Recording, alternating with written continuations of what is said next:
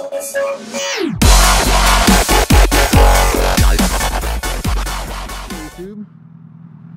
Love here. Just stopped down here to turn the camera on at a local credit union. It's a pretty cool building. So yeah, I'm gonna take you downtown today. I've already passed through it once and it looks like traffic was pretty good. So yeah, here we go. So a couple things have happened that I wanted to talk about today.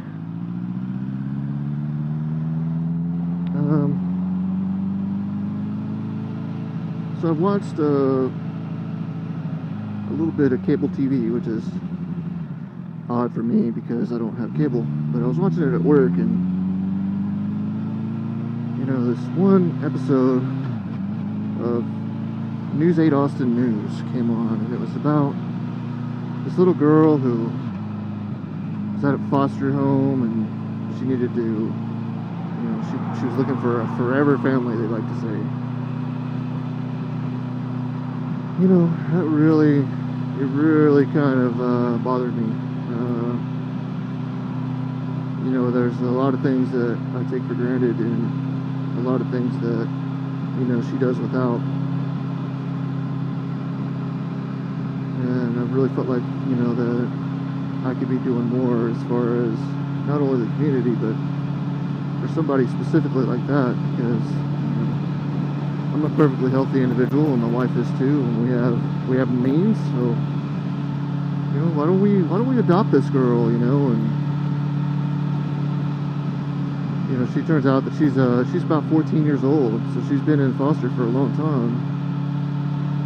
But she seems like a good person, you know. You can't ever tell, because, you know, they're trying to sell themselves too. But you know, she's an ROTC.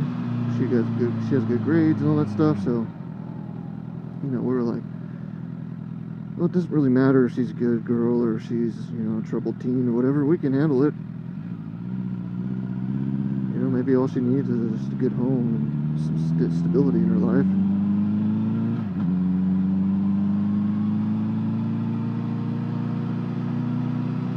Well, you know, after, you know, talking it over, we decided that, you know, it's probably not a good idea because we're not very, you know, it was kind of a spur of the moment kind of thought. We haven't prepared ourselves for it, you know, the timing wouldn't work out or whatever. But, you know, in reality, I feel like we should do it, because even if we aren't prepared and even if we can't provide the best place for her to be, it would still probably be better than where she's at now. I tell you, every time anything that happens, like even when I started up my bike this morning, I'm thinking, you know,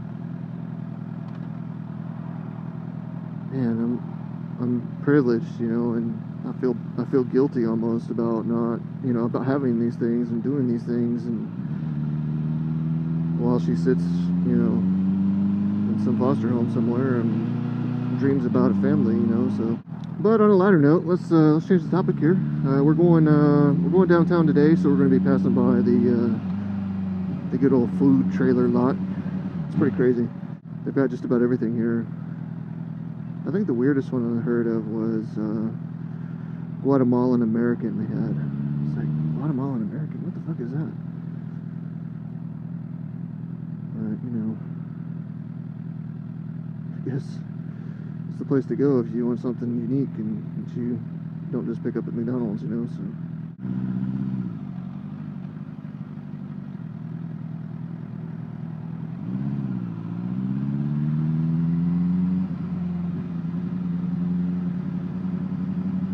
yeah, this is where all the cool stuff happens, like South by Southwest, even ACL. It gets crazy down here. They like block off all this parking, and there's 7 billion people walking around. But ACL, it's Austin City Limits, and they have a TV show on PBS. I'm sure you guys know about it. But they have their festival here, which is pretty much everybody they highlight in their show, or going to highlight in their show, does a live concert, and it's pretty cool. I went one year, and it was during the great, you know, the great drought of like 2007. It was pretty bad, and you know, it's out in this pasture, and there was like 8, you know, grandstands, and everybody's running from one place to the next to catch the shows they want. It's just like this, you know, cattle stirring up the dust. You know, it's crazy. So it was pretty bad, and we swore it off. We were like, we're never going to do that crap again. But if you're in the Austin area and around ACL time, I'd recommend it. What I'd more recommend is South by Southwest. That's when the cool shit happens. That's when the electronic guys come out. That's when, you know, dude on a horse comes out. Yeah.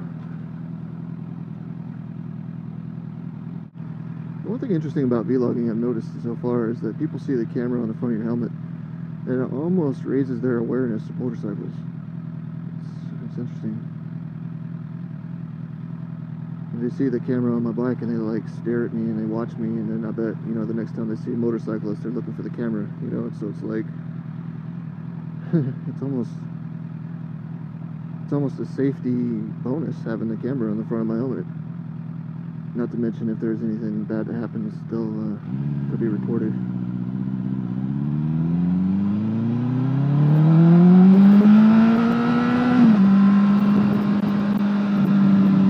This is South Congress Bridge. This is where all the bats, I forgot what they're called, like Mexican free-tail bats or something like that. But there's several million of them right under this bridge, and about every evening they come flying out, and it's like a big tourist thing. And down on the river here, we can, I guess this is a town lake, there's a cruise that you can take that, you know, will come by the bridge about, you know, just about the time when they're coming out, and you get to watch them, and it's just cool. So straight ahead of us is the Capitol building. A couple little facts for you. It's almost the size of, well, I guess the height of the building is the same height as the Capitol in Washington, D.C. Supposedly it's the only one. There's, you know, about the whole independence of Texas and all that stuff that let us have that, and we're the only state that can fly our state flag at the same height as the American flag, so there's that too. So yeah, I used to work in there, and I actually got to walk around in that building almost every single day. And what's interesting about it is the building that's up top on top of the ground here is actually pretty small. The majority of the building and all the offices are underground. There's probably 5 stories underground, and it goes for a long, long way. Almost all the greens that are on top, you know, on the ground level, is all above, you know, office buildings and complexes and stuff. So.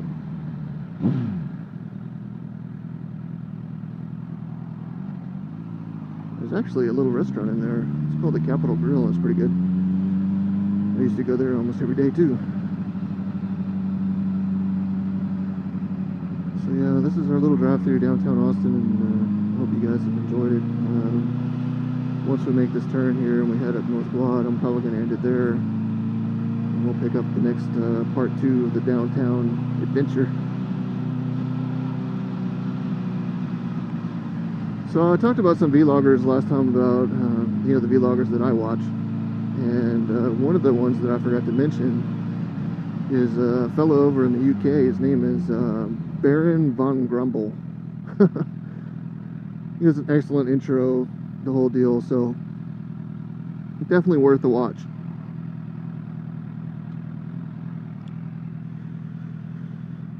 So I highly recommend him.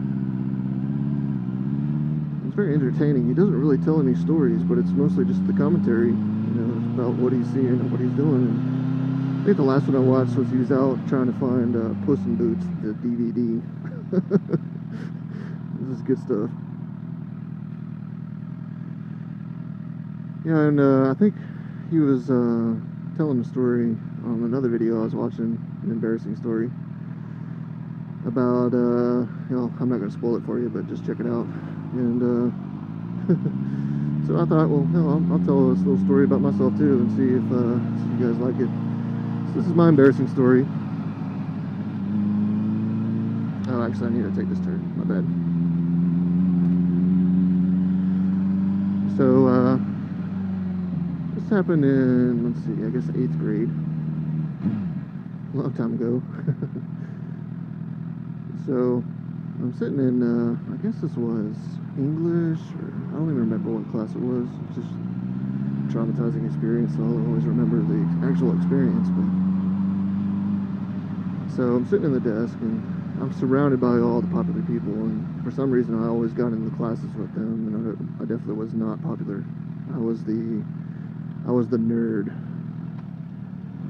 was the geek. We'll talk about that a little bit later. So, I'm sitting behind this douche. His name is Larry. Little smarmy Larry. And, you know, I've been talking to him a little bit. You know, we're on at least a speaking basis as far as friendships go. And,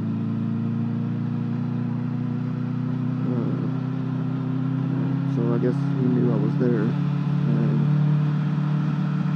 I don't know what he had for lunch, or if he had some kind of disease or what, but he let rip this fart that probably melted a hole in his chair.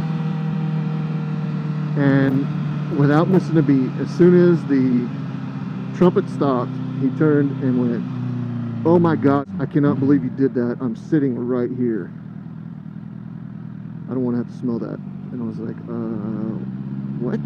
And as I played this out in slow motion in my head, I look over to my right to see all the popular people just laughing their ass off. All the girls holding their nose with this horrible look on their face, and all the guys just cackling away. And it was awful. I go, I didn't fucking fart just like that. Yeah, that didn't go over well, of course, with the boss up front. So yeah, for the next 6 months or so, I was the guy who farted in algebra or English, whatever it was. So that was great. There's a lot of little odds and ends to look at over here, like little sites, and like there's this alien painted on the wall, and it's like, "Hi, how are you?" And then there's like this unreal fucking longhorn behind these rows of buildings here, and this is the old, this one that says Varsity right here. It used to be an old Tower Records, and that's where all like the big time names from back in the 60s and stuff played. Like they had a little concert area in there.